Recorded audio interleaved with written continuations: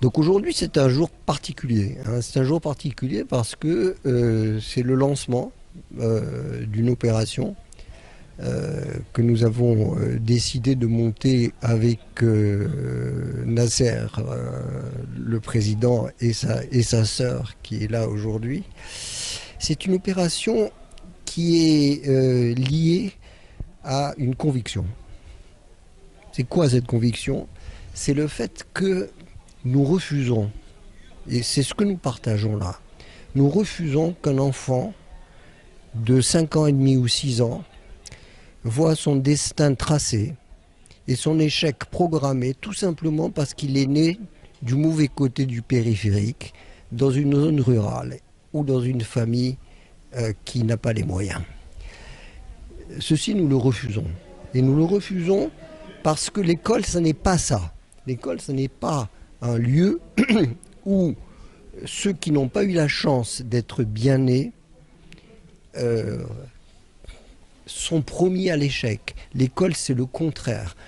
L'école, c'est un lieu où tous les enfants, d'où qu'ils viennent, quelles que soient leurs origines, sont capables de forcer leur destin, d'aller aussi loin qu'ils le peuvent. Tous ne deviendront pas agrégés, évidemment, mais tous s'accompliront. Et c'est ça, si vous voulez, qui porte. Qu'est-ce qui m'intéresse, moi, dans le groupe La Résidence? C'est le fait qu'il y ait une population qui est une population très hétérogène.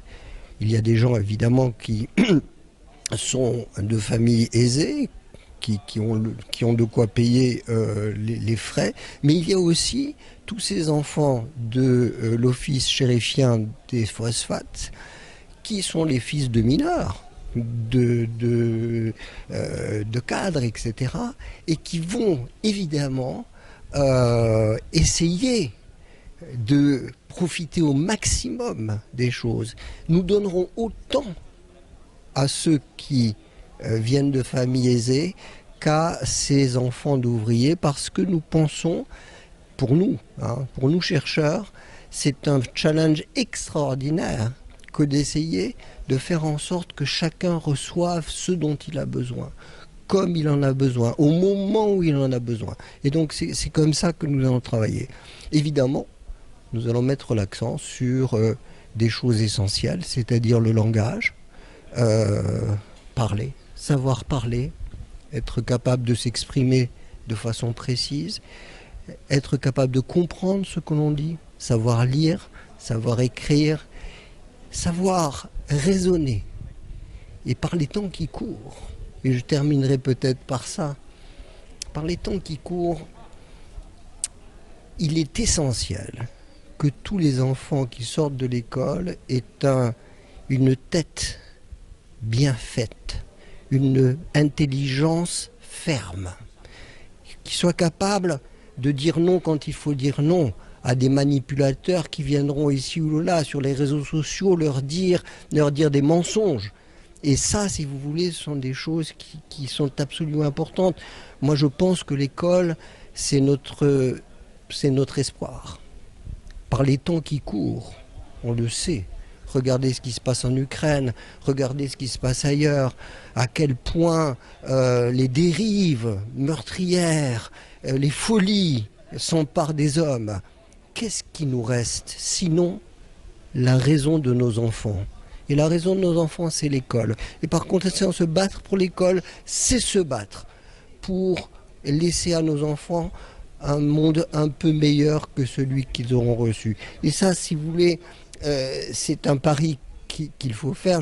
J'en discutais récemment avec notre président de la République, Emmanuel Macron, dont je suis proche, et je lui disais, l'école, ça n'est pas juste apprendre des choses, ça n'est pas juste accumuler des choses. L'école, c'est former des esprits,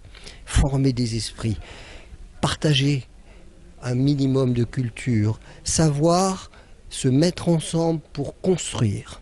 C'est ça l'école. Et si on ne comprend pas ça, évidemment, ça n'est à ce moment-là qu'une suite de programmes. On fait ça en CE1, on fait ça en CE2, etc. Au fur et à mesure qu'on monte, on oublie.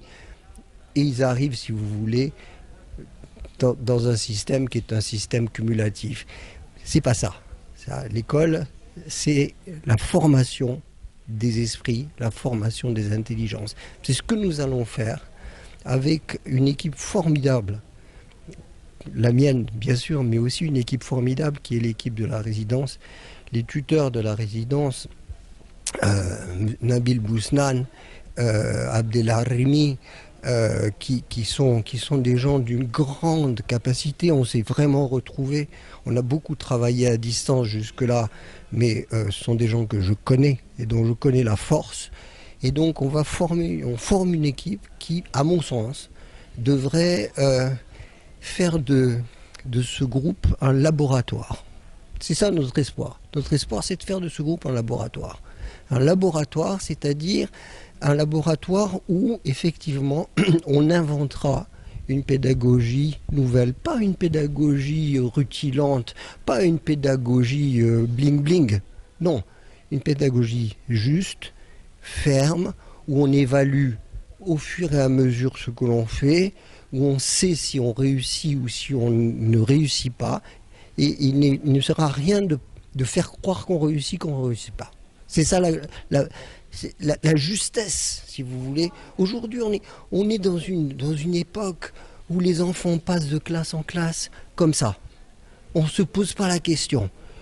Et ils avancent, ils passent au collège, et le collège, ils passent encore, ils arrivent même au bac pour certains, et ils ont du mal à lire. Ça vaut pour la France comme pour d'autres pays, comme pour le Maroc. En France, moi j'ai des étudiants qui arrivent chez moi, à la Sorbonne, ils ont leur bac. Ils ont du mal à lire, à comprendre un texte écrit et à écrire un devoir de 3 ou 4 pages. C'est honteux. C'est scandaleux. Ça ne devrait pas être. Parce qu'on leur fait croire qu'ils savent et ils ne le savent pas. Donc vous voyez, c'est une école de la vérité, c'est une école de la confiance. C'est ça qu'on va essayer de bâtir. Voilà.